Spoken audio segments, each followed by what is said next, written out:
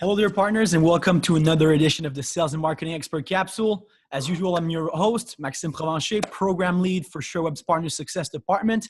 And today we're doing something different. In the previous capsules, we were discussing about SureWeb's product and some tactics on how to sell the products. But now we're going to start diving into marketing. And to help me with this task today, I have a very special guest, Mr. Chris Weiser, CEO of the Weiser Agency. Hey, Chris, how you doing? Good, Max. How are you doing today? Thanks for having me. Yeah, I'm doing very good. Thanks for you to come. I know you're a very busy man.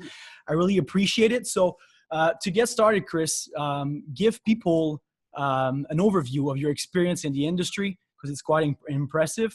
And yes, tell us what you're all about. I need to record that so I can play it back for my wife all the time, like just on loop, right? Yeah, great to be here today.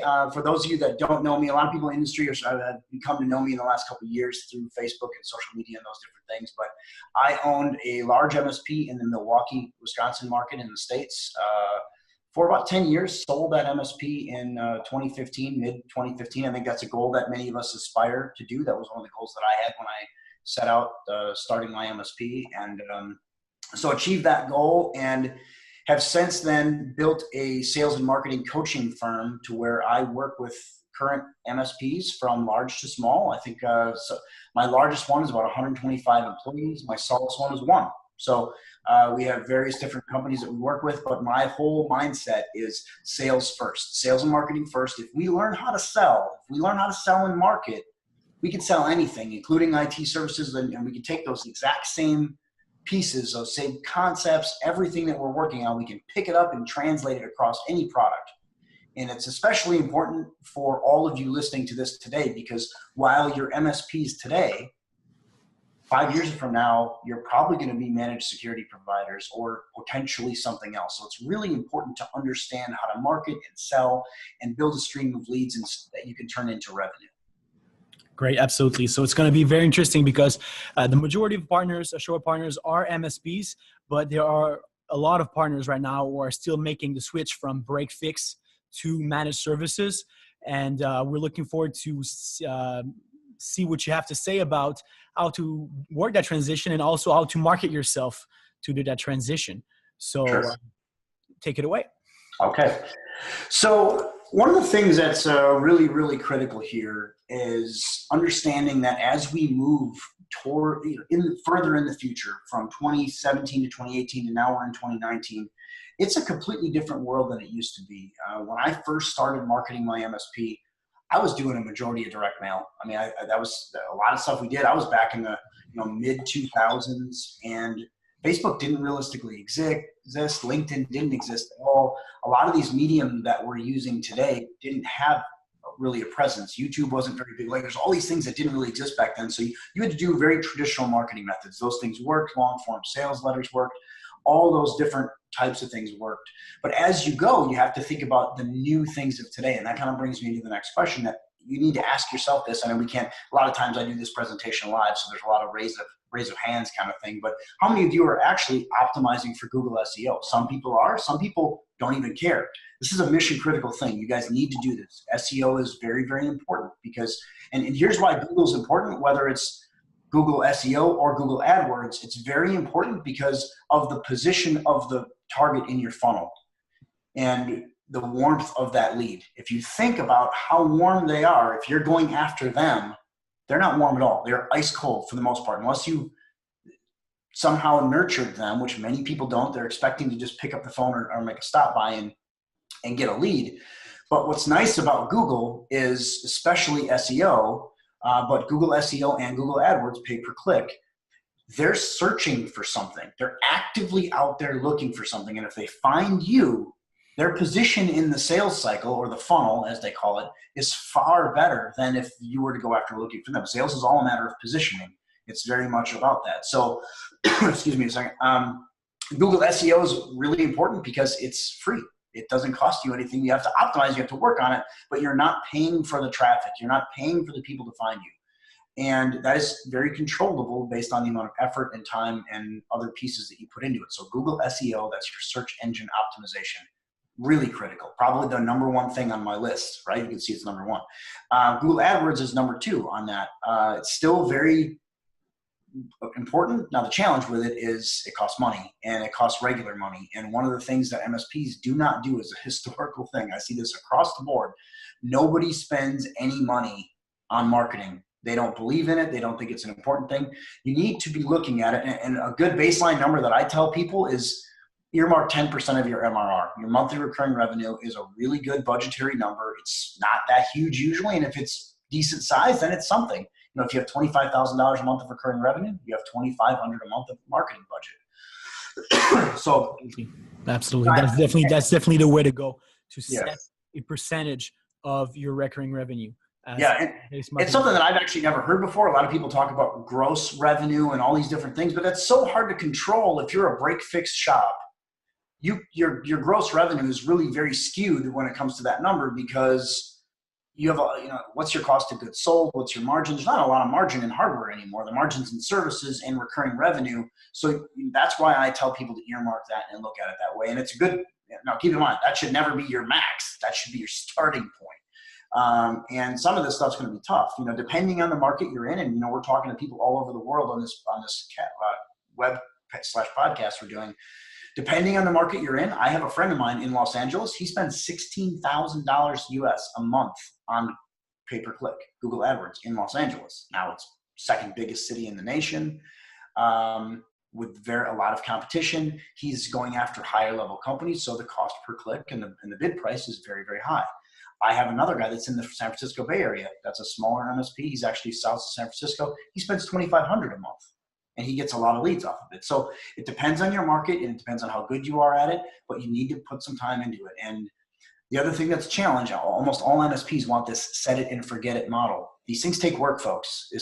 None of this stuff is, I'm going to bring in an SEO guy and I don't have to touch him for a month. It doesn't work that way. You have to work on this stuff. You have to commit yourself to, you heard me say sales and marketing mindset first. You have to have that mindset. It's really critical, because if you don't immerse yourself in it, you're going to suck at it. That's literally true with anything in life. Absolutely. Right? Gotta let you keep going. Absolutely. You got to manage your own expectations also. This is a long-term thing. And while you come into the process of starting to do some marketing efforts, you expecting results in the short run will set you up for failure. You need to have a long-term perspective and to work hard at it. And the best time to start this stuff was the day you started your company. Absolutely. But the second best time is today. So if you're not doing any of this stuff, you have to start working on it, and you have to start spending time on it. And you're absolutely right. This is, my students and clients give me a hard time because I'm always saying marathon, not a sprint. This is a marathon, not a sprint. You have to consistently execute for a lot of stuff for a long time. And it's not a joke, and it's not even remotely passive. It has to be that way. I look at it very similar to, I am an overweight person, and I'm going to go to the gym and I'm going to lose 100 pounds. You don't lose 100 pounds on day, you don't go to the gym 2 days in a row and all you're like, why didn't I lose all the weight? It doesn't work that way. This is a long-term process, and it takes a long time. So that's important stuff to look at. Other things to look at: are you posting on your Facebook page? Are you using Facebook as a medium? So many people tell me, Chris, Facebook does not work for B2B. This is absolutely a fallacy, and it is a mindset belief that you probably have, or that the general community has. For the most part, your Facebook page doesn't get a lot of organic reach, but most of you, and Max, you can attest to this because this is how we met, most people see that I have a large Facebook group. That's actually the largest Facebook group in the IT and MSP community. It's almost 5,000 CEOs. All business to business. I get all of my leads, all of my marketing leads. I'm talking to Max because of all this. 100% generated off of Facebook, and it works really, really well. Now, we also use LinkedIn. We also use some other medium. And people ask me, Chris, okay, why Facebook? You're so committed on Facebook. It has nothing to do with the fact that people are consumers on it, and everything to do with the amount of screen time that everyone spends on it. If you think about your own behavior, what other social media platforms are you on that you spend any amount of time on? People leave Facebook literally up on their computers all day, and it's just running. People have apps on their phone, and they're in Facebook scrolling incessantly through it. There's no other platform that's like that. Excuse me, sorry, I have a little cold, so I'm a little bit coughing today. But the amount of screen time that they spend is something that you can utilize and take it to your advantage. And the bottom line is, if you're going to market and sell, you have to go where your prospects are, period. You have to do that. And if you believe otherwise, it's not going to succeed. Okay. Building awareness is all about exposure. You want Absolutely. to get the maximum exposure for your budget. And Facebook is great for that, as you said, because people use it on a daily basis on their personal level. So if they see something though that is linked to their business, doesn't mean they won't interact with it. And if you think for 1 second, CEOs of big companies don't use this, find one and spend some time with them and watch as they have their phone and they're on Facebook. And I have people that I've hung out with that are big time players that spend a lot of time sitting on Facebook. They're executives. They make decisions on Facebook. They do all this other stuff. So it definitely is a B2B play is my point. Now, your Facebook page itself is not getting a lot of organic reach anymore. When I talk about organic, 2 years ago, you could build a Facebook page and get a lot of traffic to that page. That's a business page, not your personal profile, but your business page. Facebook's since said, we're not going to really do that anymore. We're not going to give you all this free traffic. We're going to force you to spend money on that, which is where Facebook ads come into play. So ask yourself, are you doing any of these specific, went too far. Are you doing any of these specific things? And if the answer to all four of these are, or even one or two, you need to be doing all four. You need to spend time on these, and this is an important thing. So the other question you have to ask yourself is, will my product sell online? And the thing that's important about this is you have to not necessarily look at selling the product, but your goal as a high-level managed service provider or even a break-fix shop, you are looking for nothing more than a consult. You want a 15-minute meeting. You want to get them to have a taste of you, and that's about it. You are not going to sell managed services online. You are not going to sell, you might sell a computer, maybe, but that's not ultimately your goal. Like if you're actually using a Facebook ad or your Facebook page and advertising a break-fix computer store shop, okay, that's fine, but that's ultimately not going to allow you to sell your company because that's not very valuable. The real money in your company is long-term contracted recurring revenue. That's the big deal, and it's higher ticket products. So this is kind of a little guide that I have that talks about the online marketing business guide is kind of made it, and it talks about the easiness to sell of things online, and this is Facebook across the board, all the way to the things that are harder. And the bottom line is if you look on, some of you can't see on the screen because you're listening on the podcast, but on the left side of this is everyday retail products there, and on the far left side, they're very easy to sell. There's less time required to make the sale. There's less sales skills needed, and there's lower reward. I'll just take, for example, something super simple like dental services. Very easy. Everybody needs it. And I also look at how many people in my audience need that type of service. Well, pretty much everybody, for the most part anyway, anybody that's going to be in your customer market is going to have teeth. So dentist is going to be really, really there because there's a ton of clients. Now you think if you move all the way to the right side, harder to sell, more time to make the sale, more sales skills needed, but there's much higher reward, your higher ticket items. I'll take, for example, managed services. Now, it takes a lot of skill, and it's pretty high ticket if you think of all those things in together, but then you start to ask yourself the same question related to the dentist. How many people actually need my service? Well, that pool just dramatically decreased. And that's where the list and the message and all these things become really, really important here. So it's good stuff to think about, and it's really important. So the bottom line is do not try and sell your product online.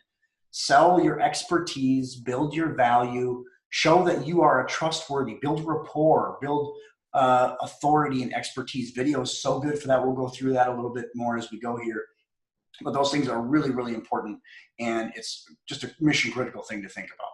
So your overall theme for 2019 should be focusing on social. That's, obviously Google AdWords, Google pay-per-click isn't necessarily social, but people are still searching, and that's why it's important. But you need to really think about how important Facebook is, how important LinkedIn is, and making sure you have those things in your plan. So a lot of people ask me, Chris, what is the best fit for a managed service provider? Is it Facebook, period? And I absolutely will tell you, if you do not have a Facebook presence, spend 3 months. And you're like, oh my God, I got to spend 3 months. No, spend 3 months educating and nurturing your audience. Give them, and this is not just on your Facebook business page, but also realize that because that Facebook business page doesn't have a lot of organic traffic, you need to include your personal profiles here as well. If you guys want to friend me on Facebook, my personal profile, my Chris Weiser personal profile, we do about 95% of my education and nurturing through that personal profile. And I purposely go out and friend prospects. Max, we're friends on Facebook. We chat on Facebook, right? I mean, that's all real. And I think actually you get a good chance to see, because you see all the posts that are made by my team. And a lot of people think that's me actually out there doing that. That's actually not me doing that on my personal profile. I have a social media strategist that works for me. This is a part of our marketing sequence. It's a part of our marketing campaign by design. All those things are there. And I'm really focused on building communities. So that building a community is directly related to my personal Facebook profile. I have people that are commenting, and Max, you can also attest to this. You see the posts that I put up, we're getting 30, 50, 100, 200 comments, engagement on my comments, shares, likes on pictures we put up. We actually just dropped a question a couple weeks ago. There was that controversial Gillette commercial that came out about, some of you guys that are listening may reference that. If you don't know it, just look on YouTube and look at the Gillette commercial from 2019. Super controversial. We dropped a question. What do you think about it? Literally 100 comments. People commenting, engaging. I go out in public now. People see me that know me a little bit or know me from my Facebook profile or my Instagram profile. They literally come up to me, talk to me. They're like, you're unbelievably successful. You got so much stuff going on. And especially if I walk around like an MSP event or show, it's really important. So building that community builds expertise. So you have to do that. You have to get out there and get video and all these other things and be pretty comfortable with it. So also, what about LinkedIn? You need to make sure that you're showing business owners and other staff how to be better at business. Educate them. Really use this. Stop dropping things about cybersecurity. I mean, that stuff's okay to a point, but nobody's going to literally buy from you because you're telling them how important the latest breach is to be aware of. You have to educate them on the why they need to do this. Some of the things that you could talk about today related to cybersecurity online. It's a huge opportunity right now, by the way. Everybody's getting breached, hacked, compromised, all those different things. There's an opportunity. If you're not thinking security first in 2019, you need to really do that. That's a very vital thing. Absolutely.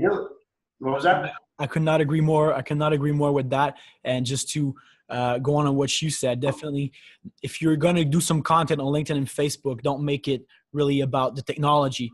Make it about how the technology can solve business problems. That's what stakeholders at your end users, your prospects, that's what they're concerned about. Absolutely. Find a pain that they have and solve it. Max, you're spot on with that. And Max, it's funny because Max and I don't really sit around and talk marketing, but we both understand social and understand all the things and it's very clear. We have very similar viewpoints. So you have to educate people, get in their heads, solve the whys, solve their pains, find the pains they have and solve them. That is very, very important things to do. And a lot of times getting even in their head isn't necessarily related to cybersecurity or tech or anything related to your niche. Find out what they need the most. Find out what your prospect, who's your ideal prospect. And in business, I don't care if it's tech, cybersecurity, whatever it is. I don't care any of that stuff. It doesn't even matter. But in business, what things do they need the most? And I'll give you a great example of this. I have a client in the Midwest. She wanted to go into the financial wealth management vertical. We surveyed 40 wealth managers, decision makers. We surveyed them and asked them, what are the biggest operational challenges you have? Their biggest operational challenges, surprisingly, they want to use social media and they feel that they can't because they're not allowed to do it and be, basically it's not against compliance or it's not compliant for them to do that. So that was something that realistically has nothing to do with tech, but has everything to do with educating the client on how they can use social media in a compliant way to generate new leads for their business. And that's how you can, so when you ask them, hey, this is something I really, really want to know, then you get in front of them, that's really critical. So it's important to ask them what they want to know. Also, next thing here, YouTube, massive these days, absolutely monstrous. Educate people, build a channel, show your expertise, show all of these things that you can do, get your personality out. Those of you that are watching this on video right now, look how animated I am. This is practiced, it's rehearsed, this is by design. I now learn to speak to the camera. It's not easy to sit here and look into a camera. I'm looking at the camera, I'm not looking at the screen. Screen's down here. If I do that, what happens? If I look at the camera, then I speak into you. The eyes tell the story. So you have to get good at this. You have to get good at enunciation. You have to get good at presenting. You can't just be this, yeah, I like cybersecurity and it's a really good thing. Like, you can't be a robot on video. You have to be animated. And if you think about, if you remember like Extreme Home Makeover that was on, one of the guys came from TLC's, one of their shows called Trading Spaces. His name was Ty Pennington. This guy literally got on Extreme Home Makeover to be the host by just being this crazy out animated guy. He's all doing all this stuff all the time and being crazy. That was his signature thing.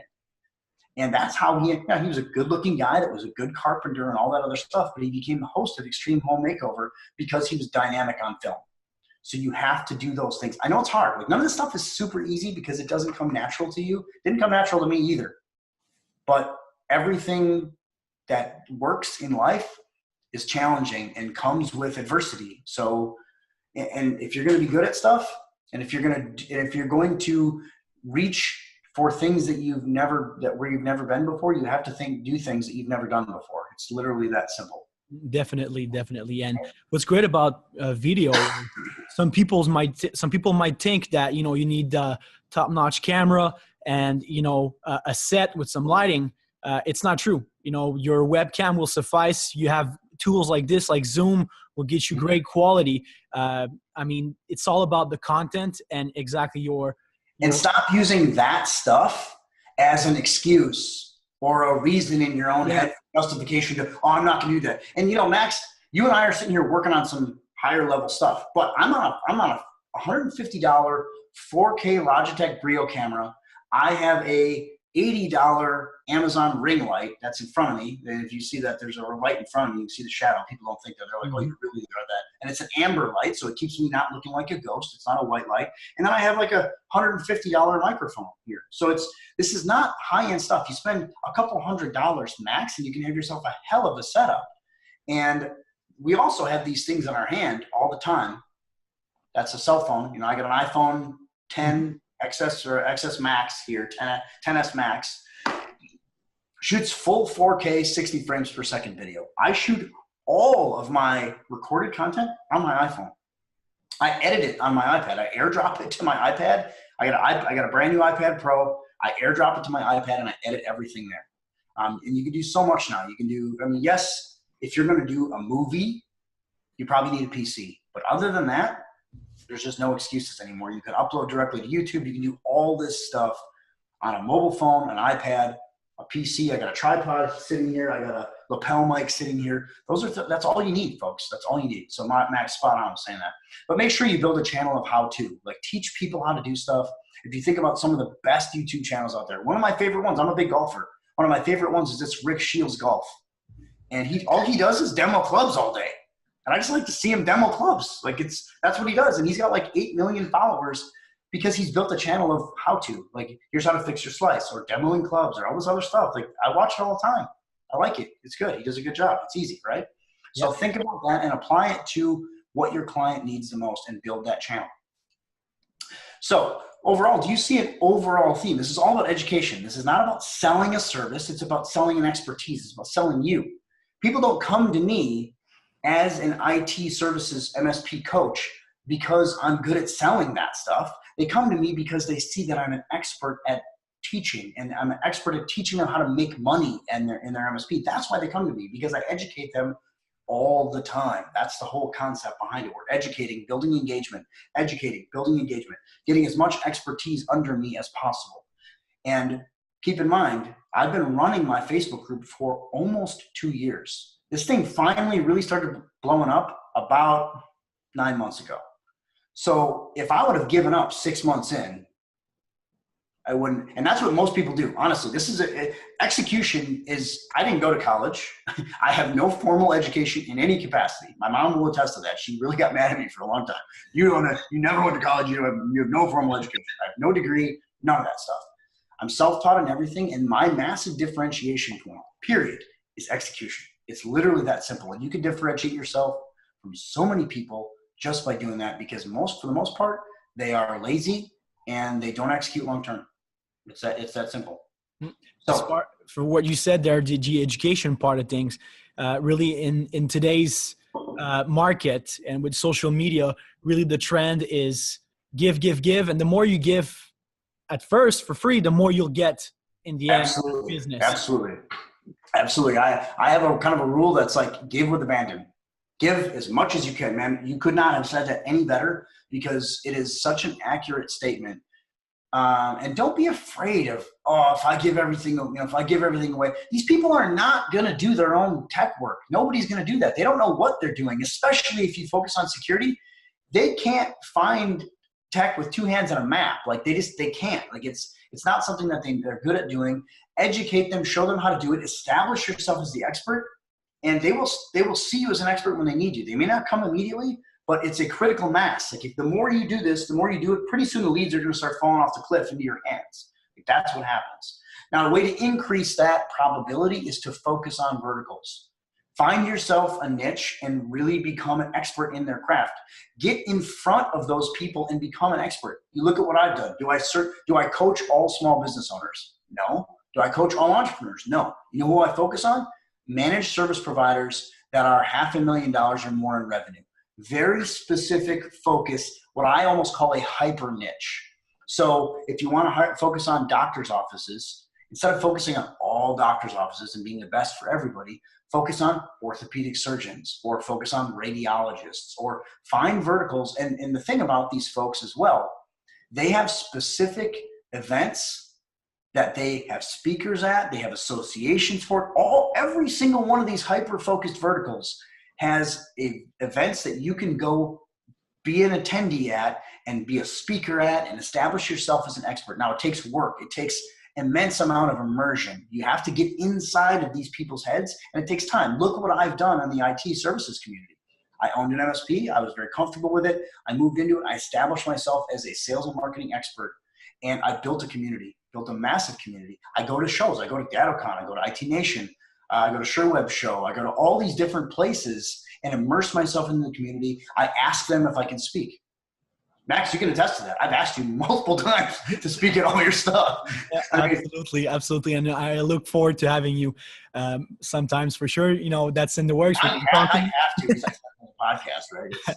And what I like about that, the niches, is it goes beyond just marketing.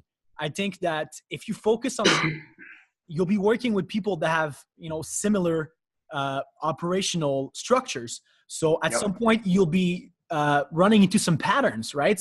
Perhaps some common software. They have, similar regulatory, compliance that they have to reach. So at some point you're going to be able to build. It'll be natural to build your a specific offer. It'll come naturally, and it'll help you also be more efficient because it's going to be rinse and repeat. Yep, absolutely. And it's really critical that you get in these people's heads and they understand how much of an expert you are at it, right? Okay, so you can kind of see it. It's funny. That shows you how well I know my damn slides because I just flew right through that one. So now what's really important is you need to build and engage also. All those things are important, but you also need to focus on building cold traffic techniques. When we talk about cold traffic, these are people that have never heard from you. It's great to build, and here's the difference, and here's kind of the why on that immersing yourself into it, establishing yourself as an expert. You heard me say earlier, this is a marathon, not a sprint. That stuff takes time, and it takes a lot of time. It takes anywhere from 3 to 12 months to establish, depending on the tightness of the vertical. Now, if you're an outgoing person and you land a speaking spot in front of 200 orthopedic surgeons and you talk about cybersecurity and you have some bites, that can be fast, but that takes time to establish that expertise, right? It's not easy to do that. Even me, it's taken me a while to get into the IT community to where these vendors and show makers see me as a viable asset. They have to see you as an asset to put you on their stage, right? They have to see you bringing value to their people and educating. You're not just going to go up there and sell them crap for an hour. Like that's what they don't want. They want you to educate their people. And there's many, many vendors in the space now that are doing these shows that are basically saying, hey, you can speak at our show, but you can't sell. Even if you're a vendor, you cannot sell from the front of the room. Your presentation has to have education in it. Purely, you're bringing value to our show attendees. They're paying for their ticket. You are not going to go up on stage and sell them for an hour, period. So point being is cold traffic allows you a controllable method. It's a controllable matrix like cold calling, cold visiting, going to shows, going to events. So we're going to talk a little bit about that. Cold email is a big thing that I've used a lot. Now, a lot of people say, Max, you're in Canada, so it's kind of a little bit different deal. If you guys are in Europe, it's a little bit different deal now in the last, year-ish. GDPR has come up. Canada's also real tight on this, so you can't always cold email. In the United States, which is, I think, what's your percentage of partners in the States? I'd say it's something around 80%. So yeah, you can. Okay. So this relates to 80% of you. Until there is a tighter spam act, bottom line right now, there's no law in the United States that says you cannot cold email somebody. If you think about that, we cold email people all the time, but we're usually asking for business. We're asking for sales, or asking to do work with them as their business. I cold email people all the time. And I'm like, hey, can I buy this? And they're like, sure. And that is not illegal. That's actually, I think that's illegal in Canada. You can't just cold email in to buy something, I believe, if I remember right. But in the United States, as long as you are not directly soliciting, you can email all day. You can educate all day. So think about that. You can send somebody 30 emails in 30 days, and as long as you're educating, you are not spamming them. Now, they may think you're spamming them if you send them 30 emails in 30 days. In their head, they believe that, but if you're giving, now go back to what I said earlier. If you give a specific vertical, specific hyper niche, if I go to those plastics or those orthopedic surgeons and I say, I'm going to teach you in 30 days how to put 40 patients through your door and turn over those patients in a timely manner. That is knowledge that they want. That is information that they're needing. And that's why it's important to ask your clients in the beginning, or your prospects in the beginning, what things they need the most. Because if you educate them along those lines, they're going to listen to you, especially over cold email. Like, this is stuff that's relevant. If you think about your own behaviors as a business owner and a managed service provider owner, even if you're a break fix shop, for the most part, the only regular email you're sending to your prospects is probably a client newsletter. And it's probably a collection of blog entries, and it's automated, and it's, for the most part, vaporware. It's not that beneficial. If you really put time into cold email, and if you really put time into the research, and if you really put time into writing content that educates them, people will absolutely listen. We do this, and this works all day long, and it's very, very effective. And we have almost zero complaints, like literally almost zero. We are literally building ice cold lists of people that have never heard of Chris Weiser or my company, and we are directly emailing them, and it's working. I also own a digital marketing agency, and we do this for our digital marketing agency, and we don't have anything to do with MSPs. We sell Facebook ads to plastic surgeons. We do the same exact thing. We teach them how to put more patients in their door, how to decrease their no-show rate, all these different things that are valuable and beneficial to them as a business. Nobody complains, and they're like, hey, can we set up time to talk? Like, we get literally about 10% of the emails we send get responses with meetings because we are giving them value. So cold email works, folks. It definitely works, but it's not just like, hey, I want to buy managed services. You can't just send somebody that. You have to, right? 30% of your email get the reply.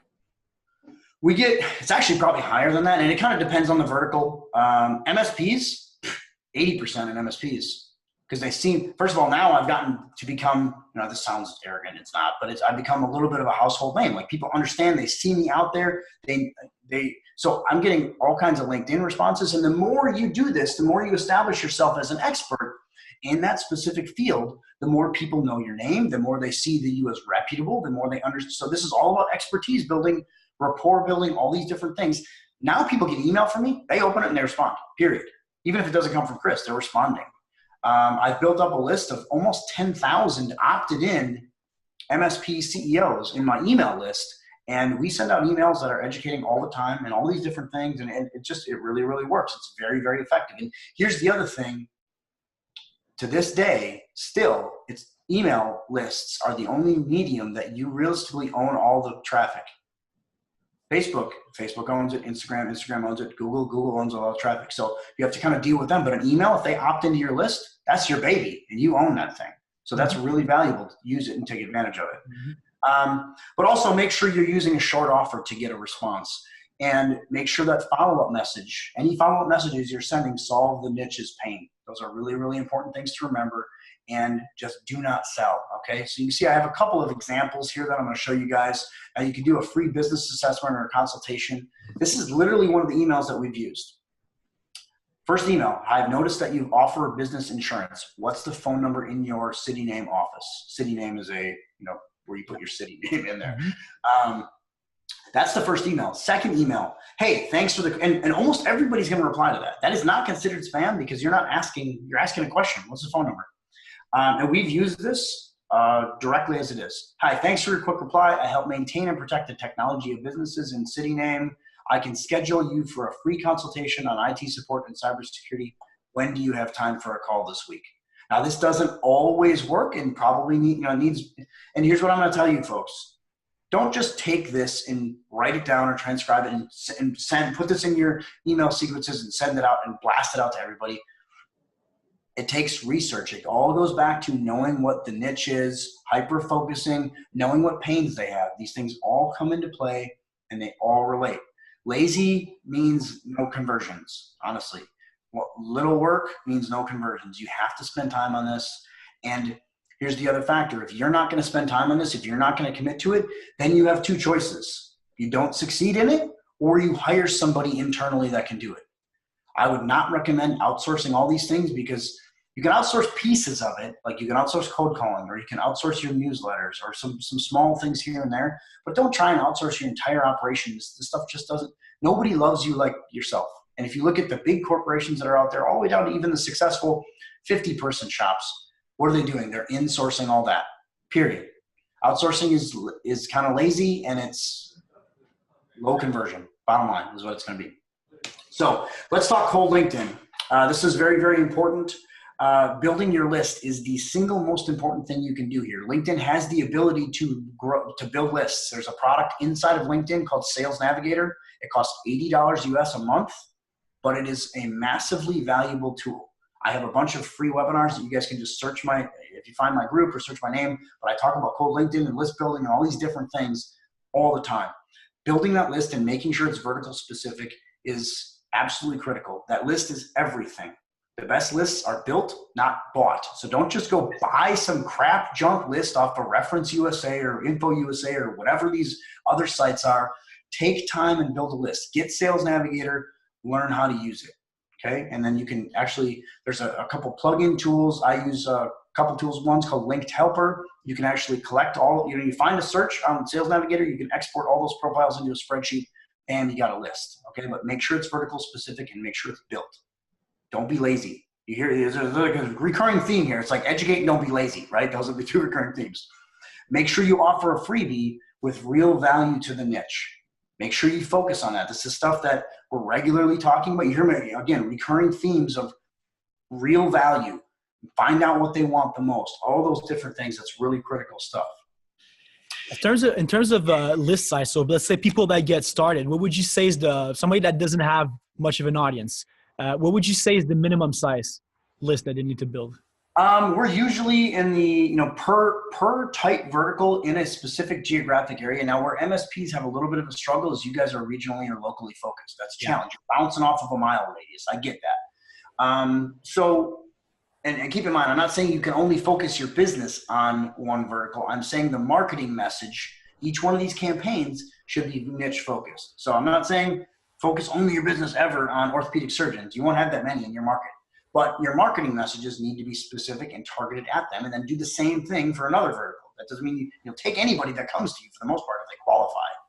But restate your question again just so I make sure I cover it all, please. What should be the minimum size of the list?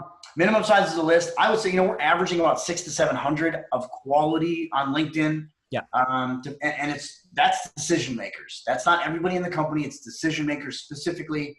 And I'd say 500, 600, 700, you're okay.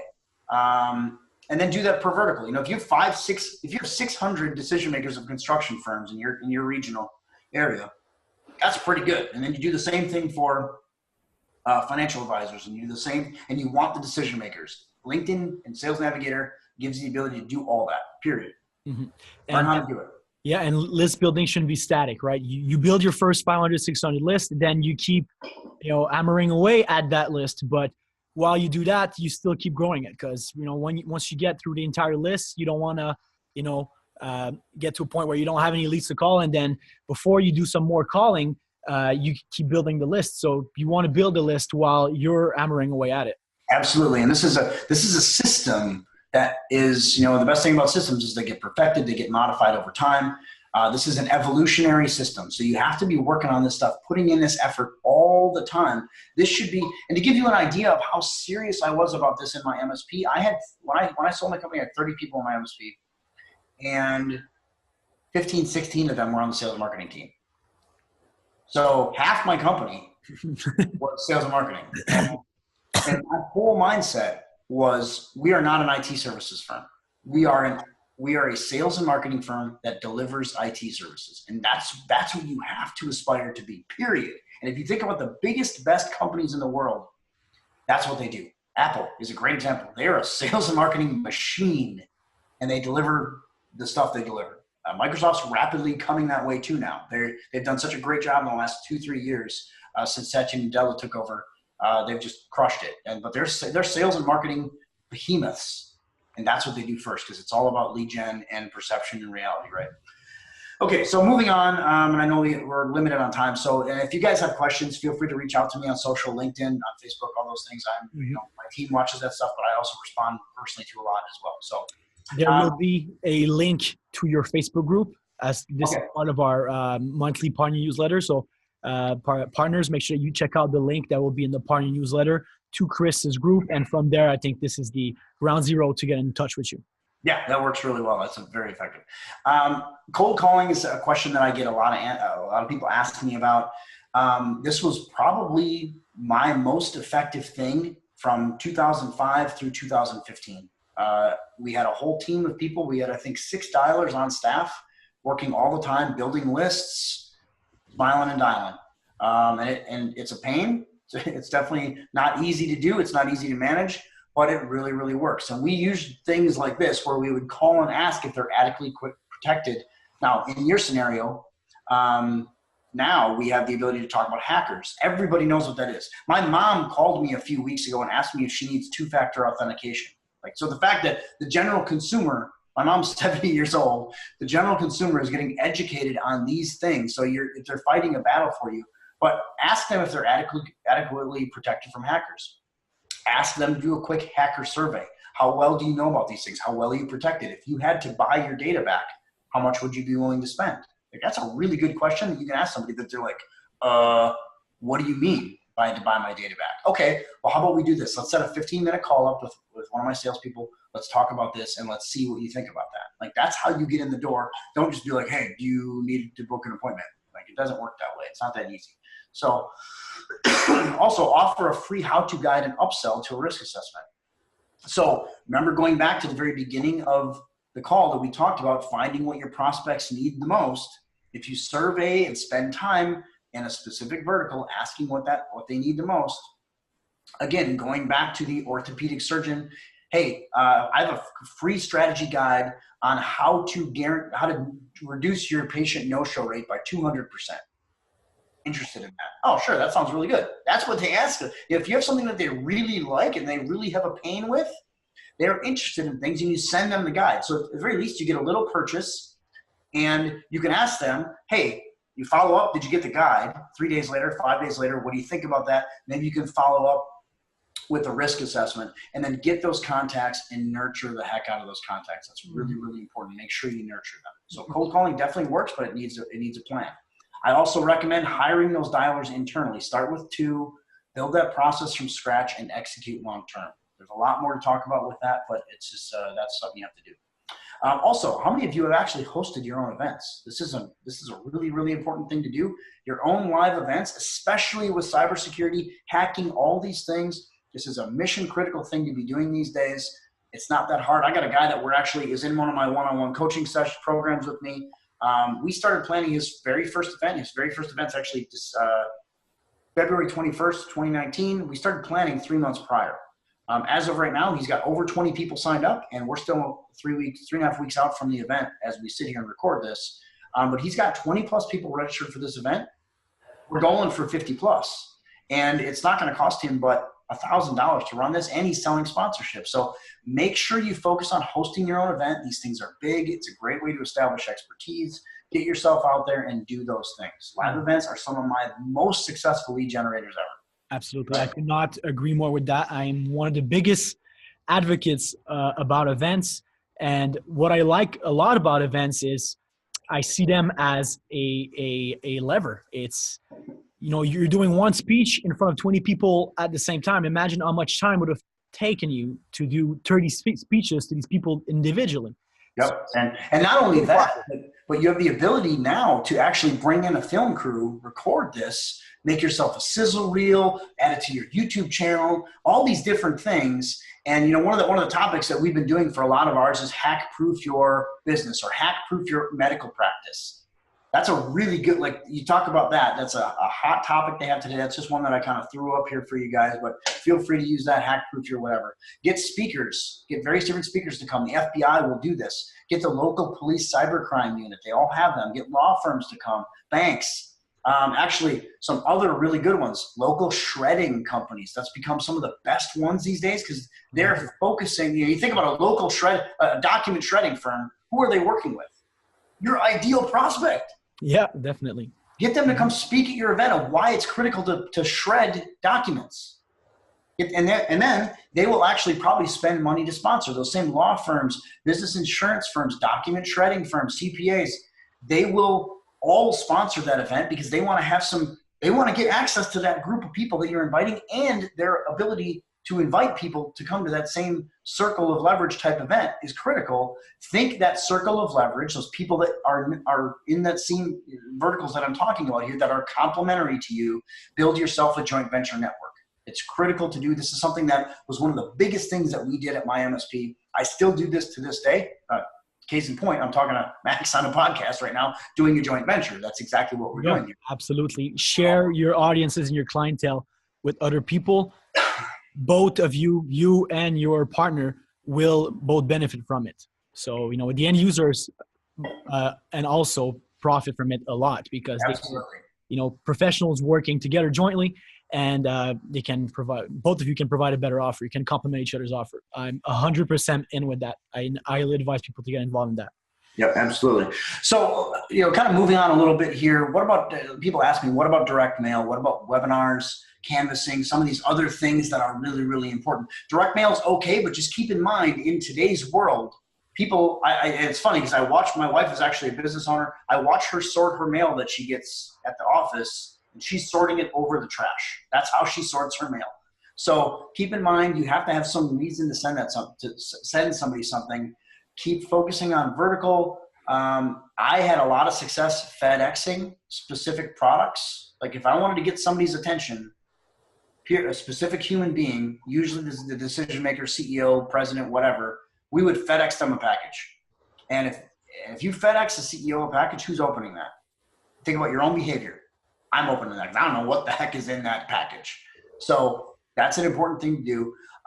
But be very careful with direct mail because people, for the most part these days, sort their mail over the trash, and it's a lot of cost for very little bang. You can do an email a heck of a lot cheaper, right? Think about that. Mm-hmm. Webinars are also very good, but the challenge with webinars, you kind of look what we're doing now, you can't control when people consume it. I love them. I do them all the time. I put them on demand. They're called evergreen webinars in my world. Yeah. They're all purely educational, value drops, that kind of stuff, but it's also something that you can't necessarily control how they consume it. So just be very careful on that. Canvassing is also very good. I've done this a lot. And my team used to do it a lot, but it's also very labor intensive. It's logistically challenging. Max, you talked about the live event and the leverage of that. Very difficult to leverage canvassing because it's a one-to-one time for dollars type thing. So it takes time and it takes effort and you have to have a team to do it. Not much of that group or one-to-many approach. I loved doing referral contests. This is something that I still do now. I do this literally in my coaching programs that I have now. I'm asking for referrals all the time. This is stuff that we are actively doing because the best people to do this are your clients, but just expecting them to refer you isn't going to work. You need to have a structure and a plan and give them some incentive to refer you. Okay, that's where referral contest comes in. We had a lot of success with that. I have a couple free things for you guys to have today. If you guys want any of the stuff, you're welcome to have it. I have a free sample cold calling script kit that you can download. If you just go to cold call, coldcall.chrisweiser.com, CHRISWISER.com. Some free cold calling scripts for you guys. You can take a look at that. It's a whole kit of stuff that I used in my managed service provider, and it definitely does work. But keep in mind, all that stuff we talked about earlier is really critical. You can't skip all of that and be like, okay, I got Chris's cold calling scripts. I'm going to get all these leads. And then they call me and they're like, Chris, I didn't get any leads with your script. Well, did you do all the other stuff I talked about with the research and all that? Oh, no, we didn't do any of that. It's mission critical. Like that, you can't put the cart before the horse in that scenario. That the cart gets all out of whack. Also, I have my LinkedIn Ultimate Sales Guide. Same principles apply. That is ultimateguide.linkedacademy.co. So ultimateguide.linkedacademy.co. For those of you listening on the podcast, those either watching on the recording, you can see the URLs on the screen. So also have my free sample marketing plan is marketingplan.chrisweiser.com. So feel free to look at those different things, and I think that should be pretty good for you. Now, one more thing before we kind of close up here. I want to talk about an ideal prospect a little bit. A lot of people get confused with who they should go after. We talked about that hyper niche or that hyper vertical earlier. Make sure you find a blue ocean. And people are like, oh, blue ocean, I understand. Here's how you just have to reference it. If you are out in the middle of the ocean, like the Castaway movie, right? If you're out in the middle of the ocean and you are in the middle of red water, we all can relate to that. That's not a good thing. There's blood in the water. It is bad. That means it's a feeding frenzy, and it is not a good market to be in. So try and find yourself some blue water. That's where that hyper niching comes into play. So anytime you're researching a niche or a vertical and you want a hyper niche or hyper vertical down, think about going to an area where you can be an expert and there's not many people there that are in it. So if you're going to a market, for example, law, there's a lot of people that are doing law IT, but there's not a lot of people doing immigration law IT, not with a specific focus. It's very, very specialized. It's very specific. So think about all that and find yourself a blue ocean and then focus on it, execute, immerse yourself into that community. You have to do that. Look what I've done in the MSP community. Yes, I was an MSP. I understand that. But I've absolutely continued to immerse myself. I no longer do any type of managed service providing at all. Zero. I actually deliver zero services other than coaching. I train, I teach, all those kind of things now, but I deliver zero end user services now. I've immersed myself in the community and become a massively trusted, valued partner. Any MSP that knows me, they call me up and ask me questions about business, just as a friend. They're like, hey, I got a question about this. I'm like, oh, where should I send a bill? But it doesn't work that way with friends sometimes. But you got to focus, execute, and immerse yourself in that community, and you will have success, okay? So, Max, I think that's all I got. Hopefully that was helpful to everybody. If you guys have questions, I know in the following slide, you can, and in the other stuff, you can see the actual link to my Facebook group. Hit me up. I am not a jerk. I respond. Max can attest how fast I respond. Pretty much absolutely all the time. That's kind of the jam. But would love to help all of you, and I'd love to see you in the Facebook group. And if you need coaching, I have a really great group coaching program that's called my Ignite coaching program. It's very reasonably priced, and it's basically teaching sales and marketing mindset moving forward as a group too. So, Max, any final questions for me? Yes. Well, I think maybe what I want to do before we wrap this up here is perhaps do a summary of what there's three takeaway points from our discussion today. So I think number one focus going into 2019 for MSPs out there would be have the dedication to value, right? So give, and be dedicated to creating value for your customers. The more you give, the more you'll receive. Absolutely agree with that. Absolutely agree with that. The second takeaway here is I think it's never too late for yourself to reinvent yourself. Go from being a vendor to an advisor, right? So if you have a niche, try to find yourself a hyper niche, perhaps, right? Try something new, something that you haven't tried before. Try to start perhaps a new line of business while you keep going on with your core business. This might be the best decision you've made for your entire career. I would even take it one step further and not just be an advisor, but be an expert advisor. Yeah. And just remember, and I know all of you are like tech people out there, and you're thinking about this, but I don't really know that. Expertise is literally being one lesson ahead of the students. That's all it has to be. You don't have to know everything about everything in that scenario. You just have to be one lesson ahead of them. And if you educate them and give them value, they will trust you. So you have to sometimes run a little bit before you can walk and get out there, but just be one lesson ahead of the students. Absolutely. And perhaps the last takeaway that I would have is social media. So social platforms are good. If you haven't been involved in them, now's the time to do it. It's never too late. You have to start now, because this is where the future is going as far as marketing goes for our market. Yeah, I mean, some of that old stuff still works, but it is few and far between, and the cost versus return on investment factor has just reduced so much. And along with those lines, kind of in closing for me, you are in a very amazing time. A lot of people think that, oh, I can't grow my MSP, I can't do all these things. You have tools that you've never had before. I never had any of these tools. I never had the power of Facebook, YouTube, the ability to broadcast email, all these other tools for automation, LinkedIn, all these things are here now to make your job super easy. You have to execute like crazy, and you have the ability to turn yourself an expert with a cell phone that you carry in your pocket every day, and everyone has. So use these tools, put yourself out there, get on video, become an expert, move away from I'm the IT guy under the desk to I'm the CEO of a tech firm that is an expert advisor.